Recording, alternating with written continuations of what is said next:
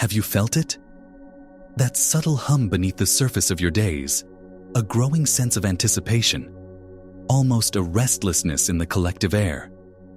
It's a feeling that something is about to shift, that the reality you've known is holding its breath, poised on the edge of a great change.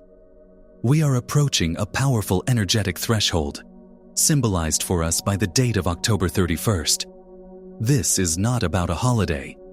It is about a convergence point, a liminal space where the veil between what has been and what is becoming is at its thinnest.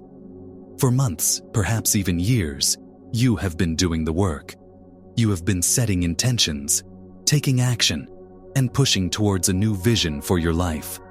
And now, as this recalibration point nears, an old, familiar instinct is likely rising within you.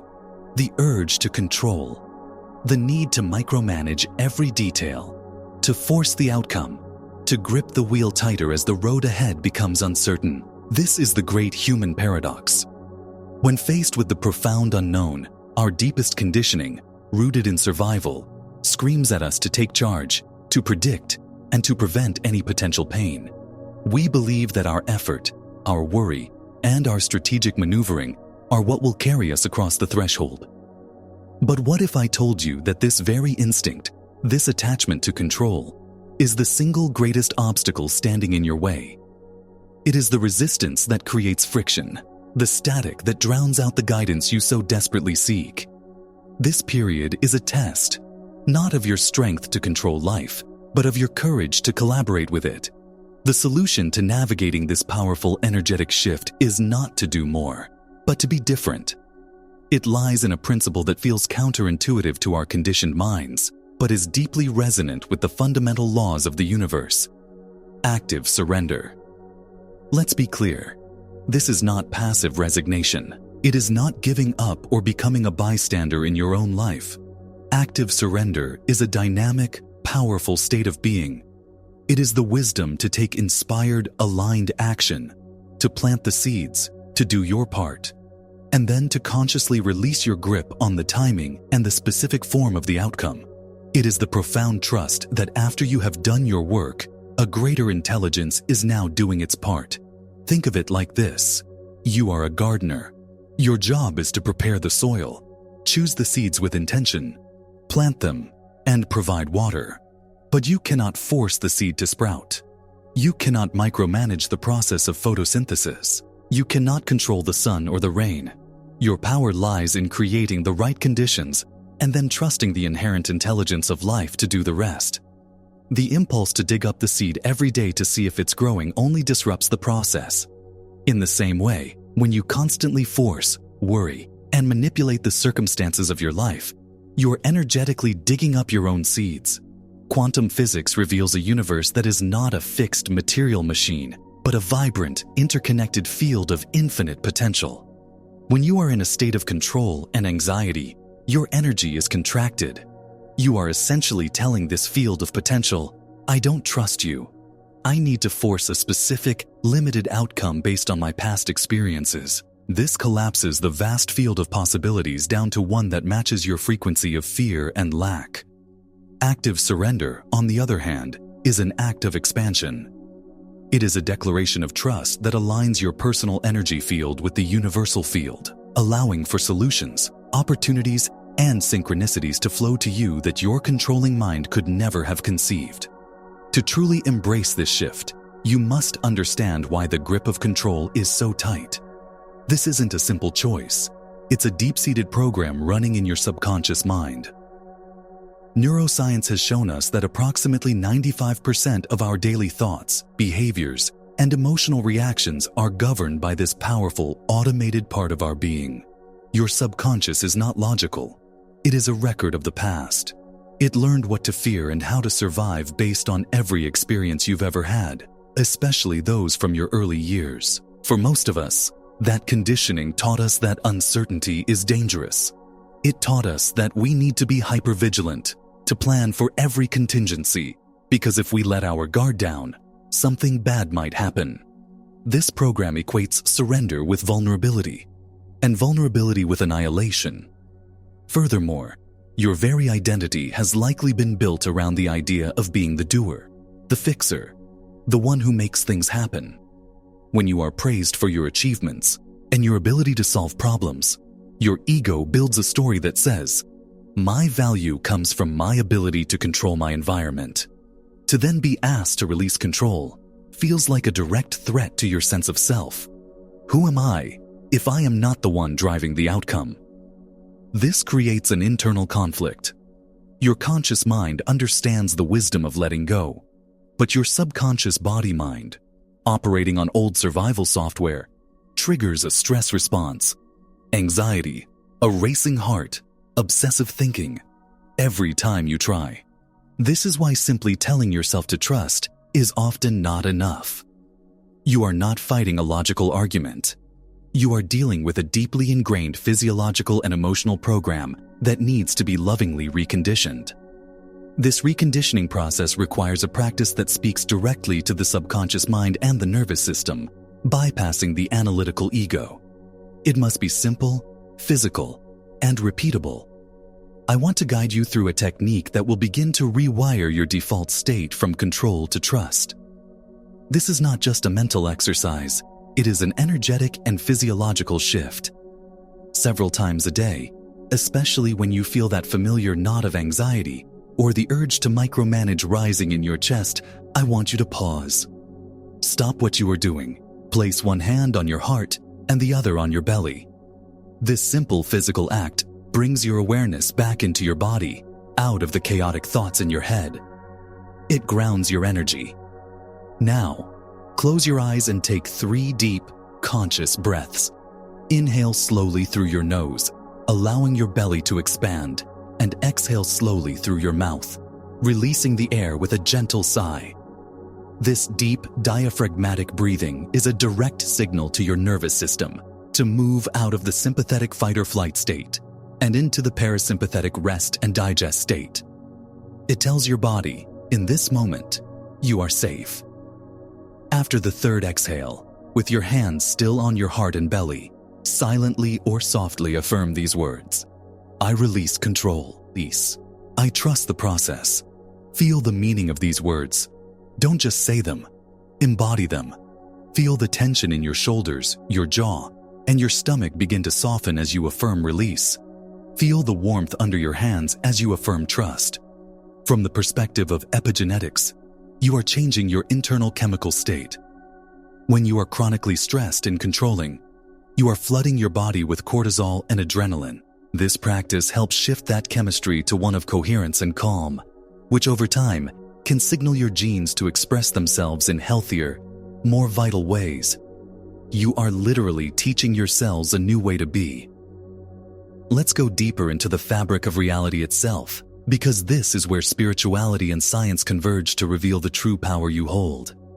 The core principle of quantum mechanics that changes everything is the observer effect, most famously demonstrated in the double-slit experiment. In essence, it showed that particles of matter, like electrons, exist in a state of pure potential, a wave of all possibilities, until they are observed. The act of observation, of measurement, is what collapses the wave of potential into a single, specific particle in a single location. You are the observer of your life. Your consciousness, your focused attention, is the creative force that collapses the infinite quantum field of potential into the experiences, circumstances, and events you call your reality. But it's not just your attention that matters. It's the quality of your attention. The frequency you hold while you are observing. When you approach this period of uncertainty with an energy of anxiety and a need to control, you are observing your life through a lens of fear. Your emotional state is a frequency, a vibration, and you are tuning into and collapsing possibilities that resonate with that fear. This is why forcing things often leads to more struggle, more obstacles, and outcomes that feel dissatisfying. You are literally creating from a state of resistance. Conversely, when you practice active surrender, you are observing your life through a lens of trust and presence. You are holding a frequency of faith. This high coherent state of being resonates with a completely different set of possibilities in the quantum field. It aligns you with what ancient teachings have called the divine flow, or the Tao. The Bible says, "To those who have, more will be given." This isn't about material wealth. It's a law of resonance. To those who have faith and trust, more experiences that validate that faith and trust will be given. Life communicates with you through this field. The synchronicities, the intuitive nudges, the so-called coincidences. These are not random. They are signals from the larger intelligence of the system, guiding you. Even delays and unexpected roadblocks are part of this intelligent feedback. A delay is not a denial. Often, it is a form of divine protection, a synchronization mechanism that is slowing you down or rerouting you to prevent you from moving forward at the wrong time or in the wrong direction. Your impatience and anxiety are the noise that prevents you from hearing these subtle, crucial signals. Trust quiets the noise, allowing you to perceive the intelligent, loving guidance that is always there. Integrating this understanding into your daily life is the key to navigating this October 31st threshold with grace instead of panic. It's about moving this from an intellectual concept to a lived, embodied reality. The practice I shared, hands on heart and belly, deep breathing and affirming trust, is your anchor. I want you to commit to this practice not as a chore, but as an act of profound self-love and co-creation. Set reminders on your phone if you have to. Do it when you wake up, before you go to sleep, and at least 3 times during your day. Do it especially when you feel triggered, when you get that piece of news that tempts you to spiral back into control. This practice is your energetic hygiene. It clears the static of fear and retunes your signature frequency to one of trust and receptivity. As you do this, I invite you to become a detective of synchronicity. Start a small journal or a note on your phone and begin to record the small magical moments. The song on the radio that speaks directly to your situation. The person you randomly bump into who has the answer you were looking for. The sudden intuitive knowing of what to do next. When you start paying attention to these signals, you begin to build a portfolio of evidence that proves to your skeptical mind that you are indeed supported. You are in a conversation with the universe. I want you to engage with this process actively. Go to the comments section below right now and write, "I am trusting the process." This is not just a comment.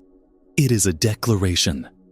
It is an energetic stamp that anchors your intention in this community and in your own reality field. As you read the affirmations of others, you will feel the collective power of this shift we are all making together. Now, let's be real. As you commit to this path of active surrender, your ego and your old conditioning will not go quietly. There will be days when doubt creeps in. You'll have moments, or even whole days, where the anxiety returns with a vengeance, and your mind will scream at you that this is all nonsense and you need to take back control immediately. It will point to the lack of physical evidence and say, "See, it's not working." This is a critical moment. This is the test. This resistance is not a sign that you are failing. It is a sign that you are succeeding. The old program is feeling threatened by the new one you are installing, and it is fighting for its survival. When this happens, do not fight back. Do not judge yourself for feeling fear or doubt. Fighting it only gives it more energy. Instead, I want you to practice compassionate observation. Acknowledge the feeling. You can even say to it, "I see you, fear. I understand why you are here. You are trying to protect me based on old information. Thank you for your service, but I am choosing a new way now." Then, gently and deliberately, return to your practice. Place your hands on your heart and belly. Breathe. Affirm, "I release control. I trust the process." You are retraining a wild horse. It will buck and resist at first, but with gentle, consistent redirection, it will learn to trust you. Remember that you are shifting your entire energetic signature. This is like turning a massive cargo ship. You can turn the wheel, but it takes time and momentum for the ship to physically change its course. The change happens first in the invisible, energetic realm. The universe is already responding to your new frequency of trust, rearranging the pieces behind the scenes. Your job is to hold the new frequency long enough for the physical manifestation to catch up. Do not waver. Every time you choose trust over fear, you are strengthening that new neural pathway, that new energetic reality. You are becoming the person who lives in alignment with the flow of life. We stand now at the precipice of a profound recalibration, a symbolic gateway represented by this time around October 31st. This is an invitation from the universe to graduate from a reality of struggle and force to one of flow and co-creation.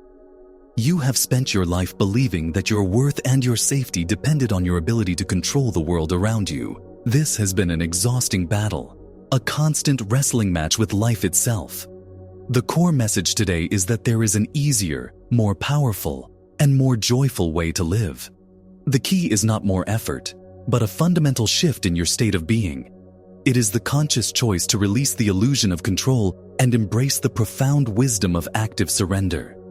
This is your moment to stop fighting the current and to learn how to move with it. The universe is not a hostile force to be conquered. It is an intelligent, benevolent system that is constantly conspiring in your favor. Your anxiety and need for control have been creating static, making it impossible to hear its guidance. Your practice of trust is what clears the channel. You are a sovereign creator, a conscious observer collapsing the quantum field into form with the power of your attention and the frequency of your heart. When you approach this threshold with an open heart, with trust as your compass, you align yourself with the highest and best possibilities that are waiting for you. You are not giving up your power. You are stepping into the true source of it. Your power does not lie in manipulating the outside world. It lies in mastering your inner world. I invite you to make a solemn commitment to yourself right now. Commit to the practice. Commit to choosing trust, moment by moment, breath by breath. Step through this energetic doorway not with fear and apprehension, but with the quiet confidence of someone who knows they are being guided, supported, and loved by life itself. The next chapter of your evolution is not something you have to force into existence. It is something you are ready to allow.